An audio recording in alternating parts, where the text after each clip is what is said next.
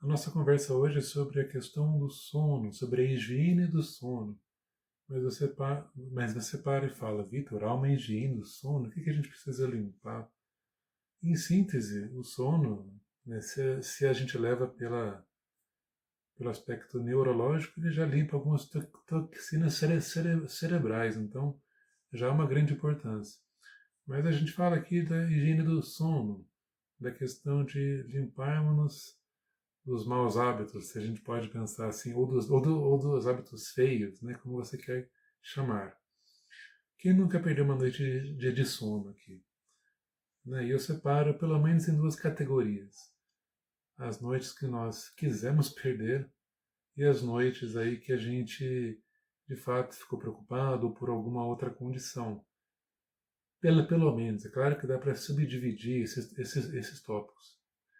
Eu, quando era mais novo, a minha mãe ela saía todas as segundas-feiras à noite e eu era para dormir às 9, mas ela chegava às 10 e eu ia dormir às 10.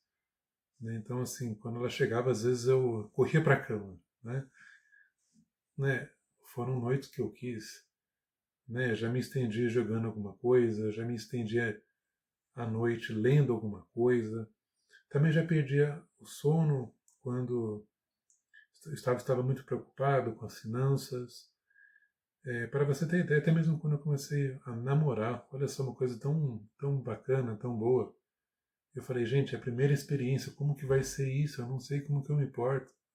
Claro que a gente vai aprendendo, vai vivendo o processo, as coisas vão acontecendo. A gente também fica pensando na vocação, entre outras coisas. A gente fica preocupado, né? E a gente quer insistir em estar na cama e a noite não passa, não é? Acho que, de alguma forma, todos nós experimentamos isso, ou experimentamos ainda, né? A gente já experimentou e experimenta ainda hoje. Eu queria ler para a gente aqui algumas boas práticas que faz sentido. Eu vou deixar a carta da higiene do sono aqui na descrição, depois você lê com mais calma. Então, o primeiro ponto, ter horários para dormir, para se levantar. Né? Então, pelo menos ali de segunda a sexta ou de segunda a sábado. Por quê? Porque o cérebro se acostuma. Então, assim, os ciclos que ele tem se regulam, se ajustam, e a mágica de acordar cedo no dia seguinte já fica um pouco mais fácil, né?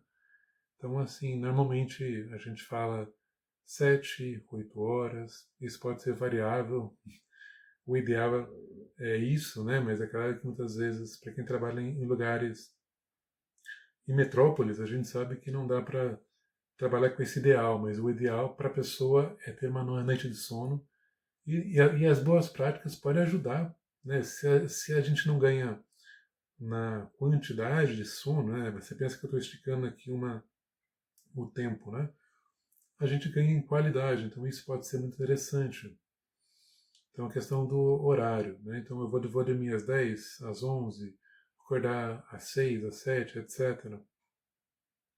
Um segundo ponto, aceitar os limites do dia, seja pessoal, seja profissionalmente. Então, às vezes eu estou no trabalho, eu preciso fazer uma coisa, né? E não tem jeito, eu tenho que fazer de madrugada, mas que seja exceção, que não seja uma regra.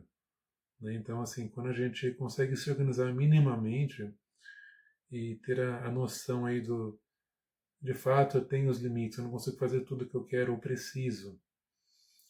Então, às vezes, até mesmo uma diversão, alguém vai num bar, vai numa balada, que não seja sempre, né? Eu não estou condenando aqui quem vai, mas que não seja sempre, porque o teu sono, ou o teu bom sono, vai te proporcionar muita eficácia para o dia seguinte.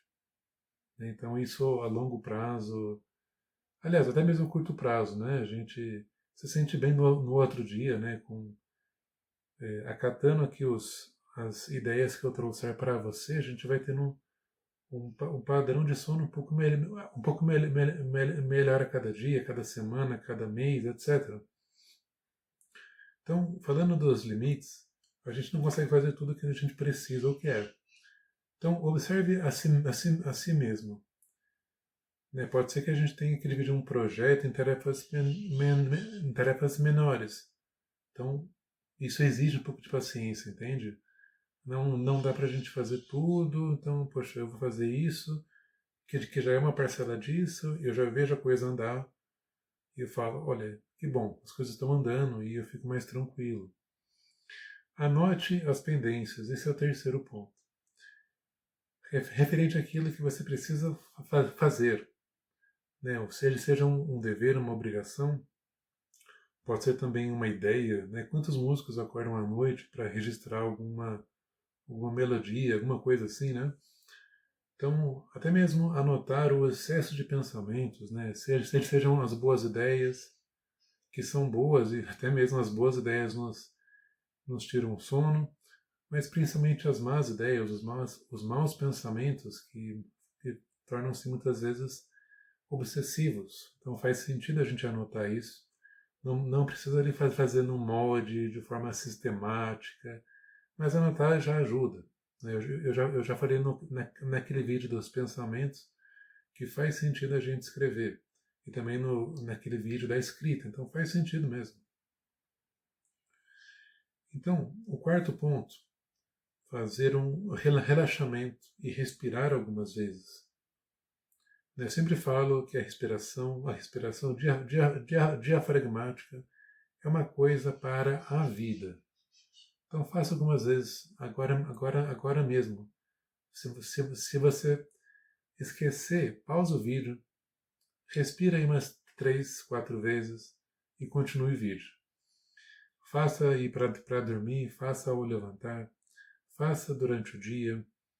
Né? Não tenha esse medo de respirar. É uma coisa fundamental para todos nós. Um outro ponto é a intenção paradoxal. Olha que interessante. Esse é um ponto que eu aprendi com o Viktor Frankl. Eu estava lendo no começo do ano Em Busca de Sentido, que é um registro autobiográfico dele. E após a leitura ali da biografia, nós temos ali os trechos de alguns conceitos importantes, né? E o interessante é que ele fala da intenção paradoxal não somente para o sono, mas também para coisas como, por exemplo, a timidez, né? A pessoa quer, ela teme tanto, mas tanto ficar vermelha, ruborizada, que ela acaba ficando, né? Ela não se expõe. A mesma coisa da pessoa que gagueja às vezes, né? Então ela, por temer gaguejar, ela não fala, e por temer gaguejar, ela vai lá e gagueja. Mas ele parte da ideia paradoxal, né? Então, agora as pessoas vão ver o quanto eu fico vermelho. Agora as pessoas vão ver o quanto eu fico, o quanto que eu gaguejo. E daí eu quero ver só, né? Ele não usa essas palavras, mas a pessoa acaba não ficando vermelha como antes, ou não gaguejando quanto antes. Então, por isso que tem muito a ver com a questão habitual da terapia cognitivo comportamental. Então, queremos tanto dormir que acabamos não dormindo. Olha só que engraçado. E quando vemos o despertador ou o celular? Meu Deus, já são 3 horas. Há pessoas que só de ver o dispositivo ali, o aparelho, o despertador, já falam, meu Deus, já é esse horário, eu não dormi nada. Pode ser que alguns durmam, outros não. Então é legal a gente ficar atento quanto a isso. Se puder não olhar, é muito interessante.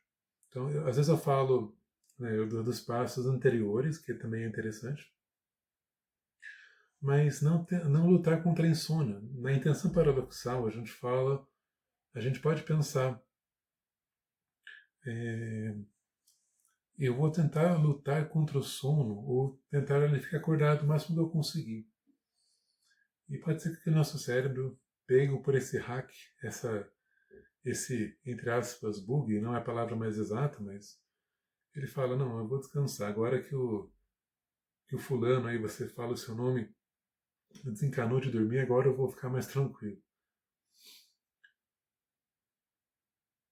Então, se você lembrar que houve uma evolução, anota isso, você que faz uma terapia, que passa com uma consulta, médica, dá uma anotada, que às vezes a gente esquece, a memória nossa, a gente às vezes melhora em alguma coisa, a gente esquece que melhorou e não dá o devido valor da coisa, né? O sexto ponto, verifica um quadro de saúde. Então pode ser que existam condições de saúde que estejam te deixando mais agitado ou te atrapalhando de inúmeras formas. Cabe investigar. Então há pessoas que têm bruxismo, não que atrapalhe 100%, o que impeça da pessoa dormir de forma satisfatória, mas incomoda talvez, né, de alguma forma. Eu não tenho, então eu não tenho a propriedade para falar a respeito disso. Então talvez aquele que esteja ao teu lado, um companheiro, uma companheira, aí saiba te falar mais alguma coisa, né? Uma apneia, um ronco muito alto, muito forte, muito incômodo. Está incomodando o outro e ele te incomoda, etc. Né? Eu quero terminar esse vídeo falando que dormir mal faz parte, mas não pode ser o comum. Né? Então, assim, é normal que na espécie humana haja dias que não durmamos bem. Ok. Né? A gente está falando ali de normalidade, acontece. Pô. Mas não pode ser estatisticamente comum. Né? Eu gosto do conceito de normalidade e de comum, porque dá para a gente falar sobre várias coisas. Então não é comum que a gente não durma bem, porque senão a gente não vai estar com um bom humor. Né? Muitas vezes a gente se depara com estar irritado, triste, entre outras coisas. Mas caso seja sempre, se ele seja muito comum, a gente tem que examinar o que a gente pode fazer ou não. Se eu posso fazer alguma coisa, eu vou seguir as práticas que o Victor deu. Ótimo. Espero que faça diferença para você. Às vezes, mesmo fazendo, não surte efeito, não surte a melhoria. Então a gente tem que chamar algum especialista, algum médico, etc. Né? Fazer uma terapia caso tenha questões que estejam vindo e voltando e parece que a conta não fecha, fico muito preocupado, etc. Espero que você tenha gostado deste vídeo. Conta aqui alguma prática que você já faz, ou que você pensa em fazer, começando hoje, hein, por favor. Vou deixar aqui embaixo o link da psicoterapia, que você entre em contato comigo. Deixo também o link do meu livro, do meu e-book chamado Algo a Dizer, e também do canal do WhatsApp, que é onde você consegue acessar os vídeos aí de forma mais rápida, e eu sempre atualizo, está bem? Então, até a próxima.